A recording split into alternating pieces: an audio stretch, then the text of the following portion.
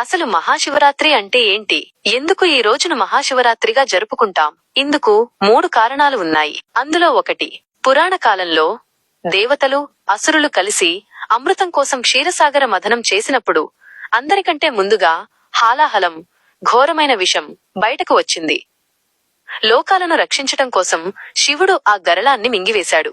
అయితే ఆ రాత్రి శివుడు నిద్రపోతే ఆ విషం శరీరమంతా వ్యాపించే ప్రమాదం ఉందని గ్రహించి ఆయనకు నిద్ర రాకుండా ఉండటానికి దేవతలు, అసురులు కలిసి 5 జాముల కాలం పాటు ఏకధాటిగా ఆడిపాడారు. ఆ విషాన్ని తన కంఠంలోనే నిలిపి ఉంచడం వల్ల ఈశ్వరుడికి నీలకంఠుడు అనే పేరు వచ్చింది.